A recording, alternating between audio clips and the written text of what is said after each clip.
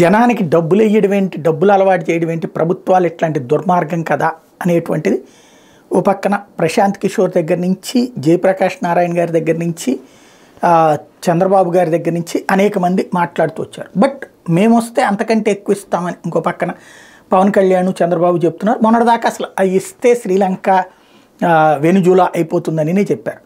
అయితే జగన్ ఆ పద్ధతి ఏం మార్చుకోవట్లేదు, తను కొనసాగిస్తూనే ఉన్నారు. ఇప్పుడు వీళ్ళందరూ మాట్లాడారు, అభివృద్ధి అన్నటువంటిది కావాలి కానీ సంక్షేమం ఇస్తే ఎట్లా అన్నటువంటిది వీళ్ళందరి వాదన కూడా. మరి ఇంతకాలం మీరెందుకు అభివృద్ధి చేయలేకపోయారు అన్నటువంటిది వీళ్ళు అడిగే ప్రశ్న. అబ్బే మేము అప్పుడు అద్భుతమైన అభివృద్ధి చేశాం అనేటువంటిది వాళ్ళు చెప్పే మాట. మరి అప్పుడు అభివృద్ధి చేస్తే ఎందుకు ఓడించారంటే జనం తప్పు చేశారు, సంక్షేమం పేరుతో ఇతనైతే నాశనం చేస్తున్నాడు అంటూ చెప్పుకొచ్చారు చంద్రబాబు గారు ఇప్పటిదాకా. ఇప్పుడు వచ్చేటప్పటికి సరే సంక్షేమం అంటే మళ్ళీ తను యూటర్న్ తీసుకుని సంక్షేమం వైపుకే వెళ్తున్నారు. అభివృద్ధి నినాదం అన్నటువంటిది రొటీన్, ఇది ఎవడొచ్చినా అభివృద్ధి జరిగిపోతూనే ఉంటుంది, ఎవడి వల్ల ఏది ఆగదు.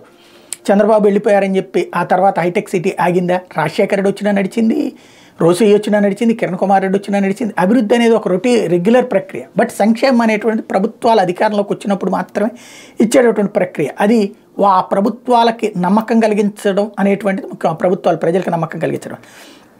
ఇదంతా ఇప్పుడు ఎందుకు చెప్పాల్సి వస్తుందంటే ఇప్పుడు వీళ్ళందరి వార్తలు వీళ్ళంతా తీసుకొచ్చిన ప్రచారంతో జగన్ వెనక్కి తగ్గుతాడు అనుకుంటే ఇవాళ మళ్ళీ బీసీ, ఎస్సీ, ఎస్టీ మహిళలకి సంబంధించి మైనార్టీ మహిళలకి 18,750 రూపాయలు చొప్పున ఒక్కొక్కళ్ళకి ఫ్రీగా 18,750 రూపాయలు చొప్పున 5వ ఏడాది డబ్బులు ఇవాళ వేయడం చేస్తున్నారు. అది ఎంతమందికి అంటే 26,98,931 మందికి. 26 లక్షలు అంటే ఆషామాషి కాదు కదా.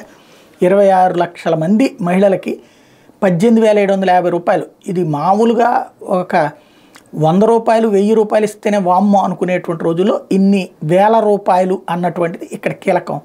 ఇది మంచిదా చెడ్డదా అన్న చర్చ జరగాలి, కానీ ఒకళ్ళు చేస్తే మంచి ఒకళ్ళు చేస్తే చెడు అనేటువంటి చర్చ మాత్రమే తప్పు.